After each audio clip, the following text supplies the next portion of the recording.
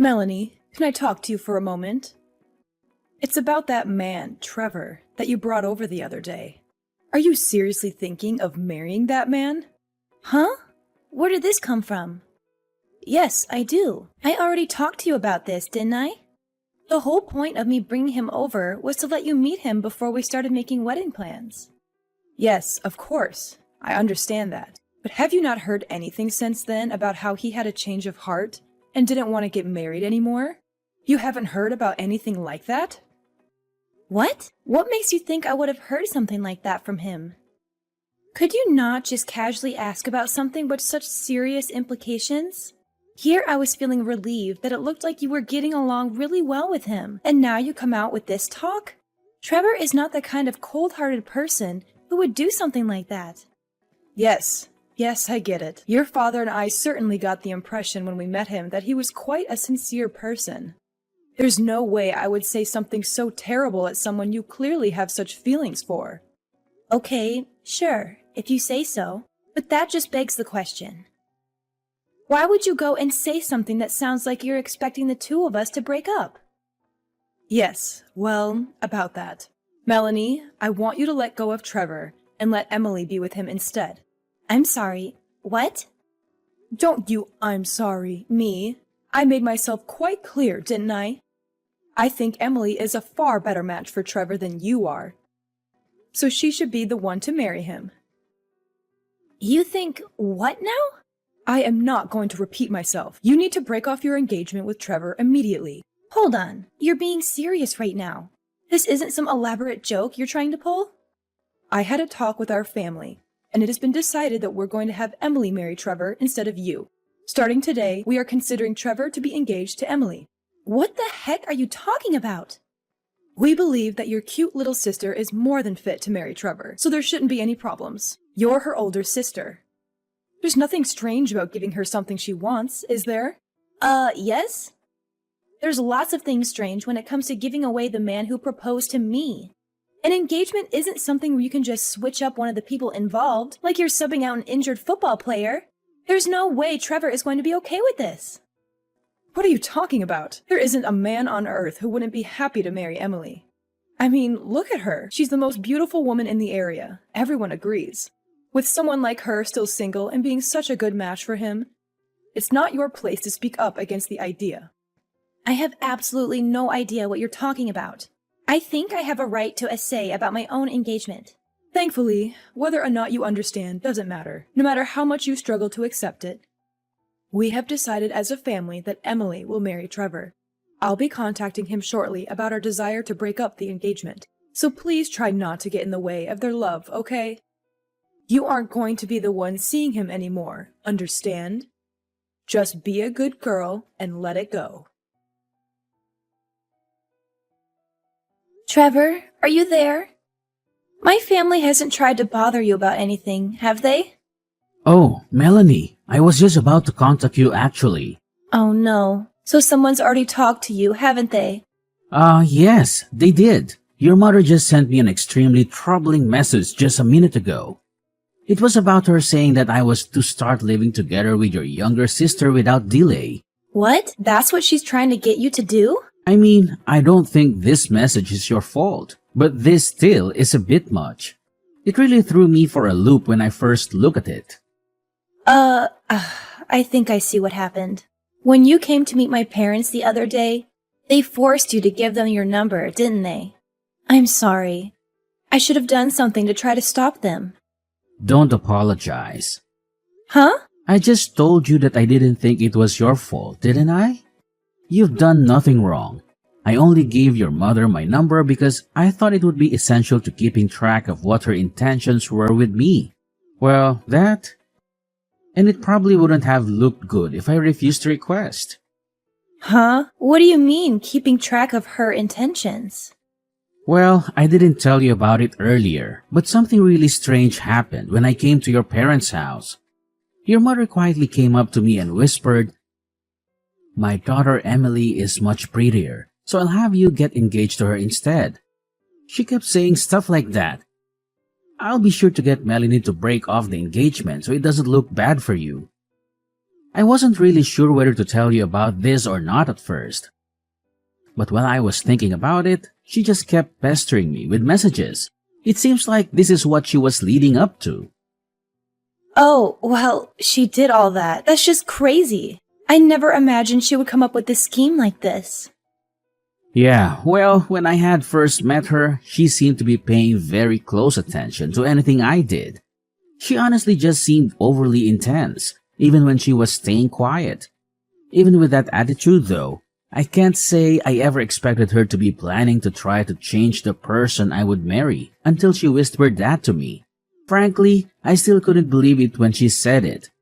But I also couldn't think of any reason why someone would say something like that as a joke. I am so sorry. Hey, come on. Didn't I already tell you not to apologize? This is your mom's fault, not yours. Anyway, I already sent her a reply, refusing her request, or maybe I should call it her demand with how she was talking. That said, it might be easy for me to just send her a refusal. But getting her to actually accept it is another thing entirely. Yeah, you're definitely right on that one. She's not going to take this lying down. She's the kind of mother who wants to grant every little wish of her favorite daughter. Unfortunately, that favorite daughter is my little sister, not me. Wow, are you serious? It sounds like your life growing up must have been tough. Anyway, what should we do about this?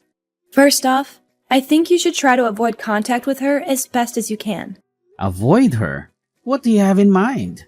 Well, I think there's a pretty likely possibility that she will try to find your address. So you might want to stay somewhere else for a while. My place won't work since she knows where I live already.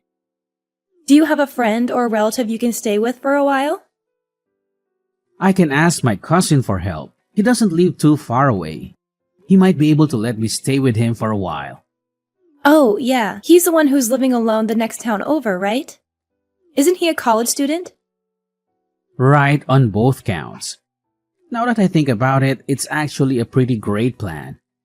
Since I'm a freelancer, I don't have any sort of office to report into that your mom can try to barge in on. And since my cousin is in another town, it should be easy for me to lay low there without any chance of just running into her randomly on the street. Yeah, that is a good idea.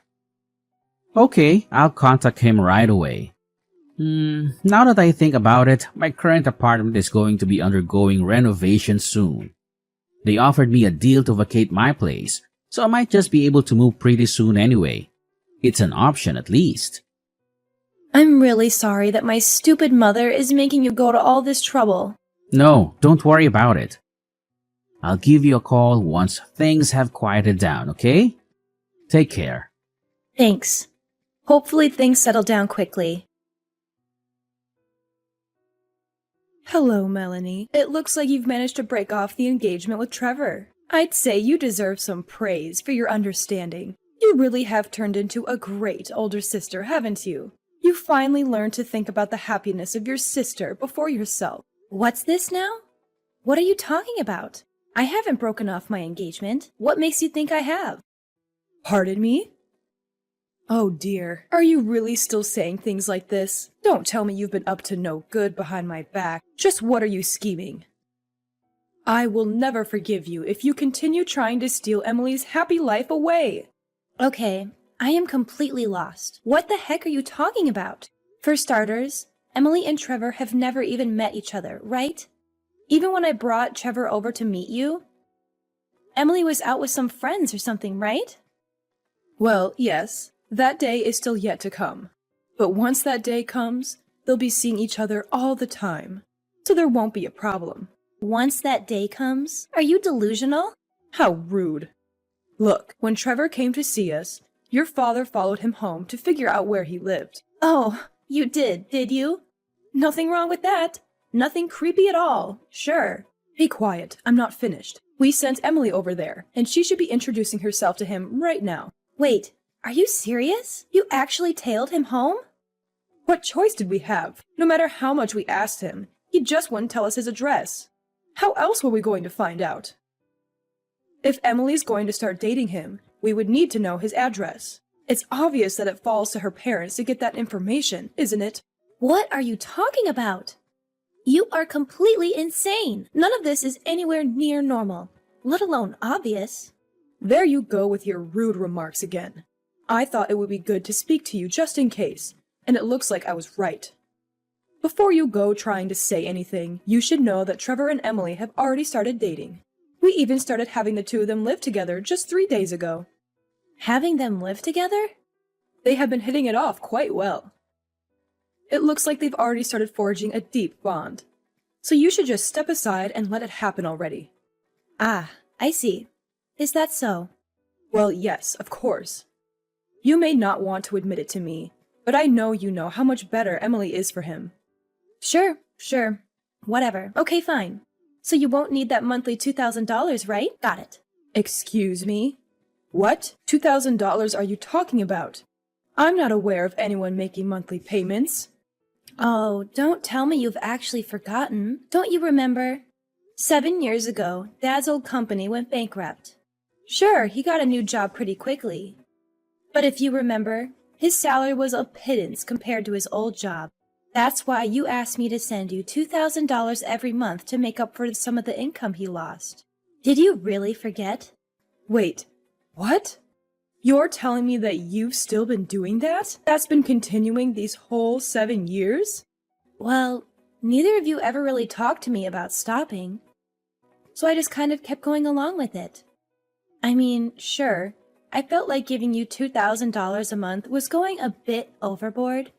But I knew that at the time Emily was hard at work at a private high school, and learning from extra tutors too. I figured those extra expenses added up quite a bit, so I didn't really complain. I thought you'd tell me when you didn't need the money anymore. My job pays me well enough that even with that amount going out every month, I was far from destitute anyway. So I just quietly accepted it. Despite what you may think, I do actually care about Emily after all. Though, frankly, the number one reason I kept sending you the money was that I knew she would leave the house eventually. Once she was supporting herself, especially once she got married, I knew she could handle herself just fine. I just wanted to support her until then. Since she's leaving now, I figure that Dad's current income is enough to support just the two of you, isn't it? With Emily gone, there's not really any reason for me to keep sending you money anymore, is there? Wait, hold on a moment. If that's how it's going to be, then just wait. I'll bring Emily back here right away. Oh, what's that now? Look, it's fine if you don't want to break off the engagement with Trevor. I won't stop you, okay?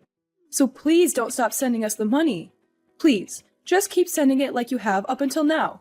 Excuse me? I'm telling you, I'll contact Emily right away. So please, keep sending us the money.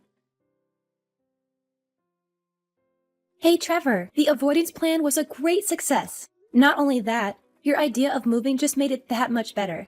Oh, it was? What, did you hear something from your mom? Yeah, you could say that.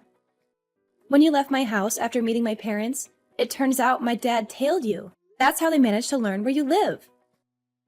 What? He was tailing me the whole way home. Sometime afterward, it sounds like they sent Emily to your apartment. Are you serious? That's not just creepy. That's downright terrifying. That's not all.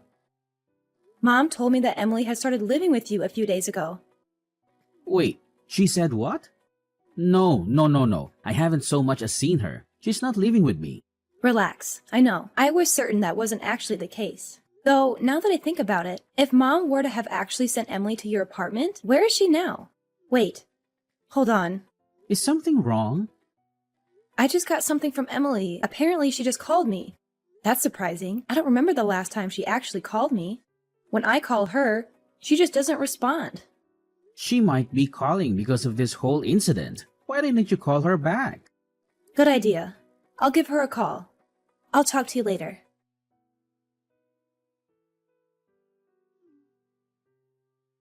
Melanie, pick up the phone. Do you have any idea where Emily is? Huh? Not just her. I went to Trevor's apartment, and he wasn't there either. I was so sure that they had already started living together. But when I got there, I didn't find anyone. They couldn't have possibly ran away and eloped, could they? Well, you're half right, I suppose. What? Half? Well, I can say that her partner isn't Trevor, at least. What are you saying? What do you mean it isn't Trevor? I heard it all from Emily directly. Mom, you knew that Emily already had a boyfriend, didn't you? Well, Her boyfriend works in civil engineering, so he didn't exactly have a high salary, right? According to Emily, you seem to hate that about him. That's why you did everything you possibly could to get in the way of their relationship, and were scheming to split the two of them apart. Am I wrong? Well, what else could I do?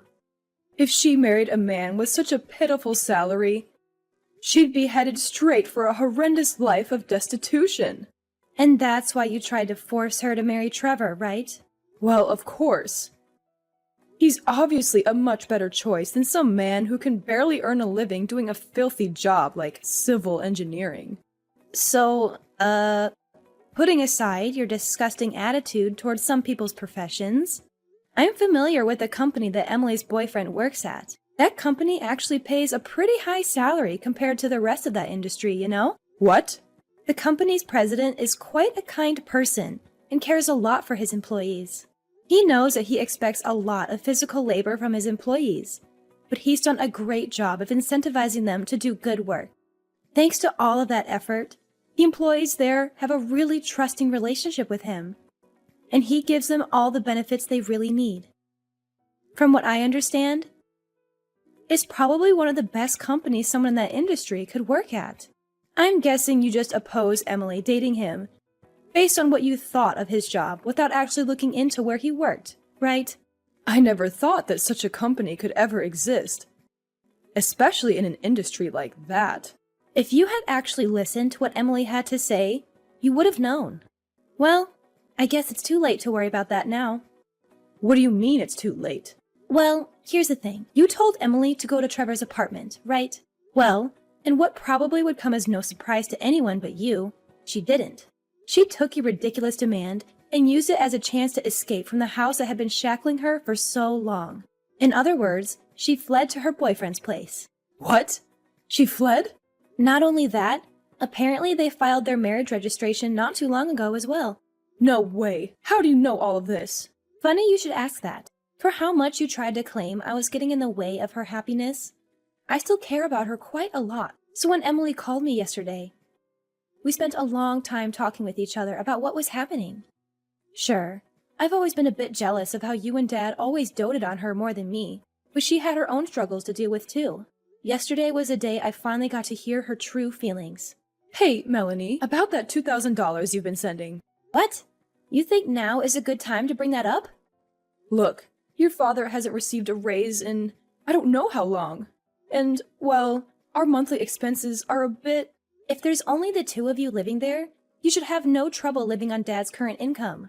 Actually, speaking of income, Mom, why don't you start working as well? What? Me? Work? What are you so surprised about?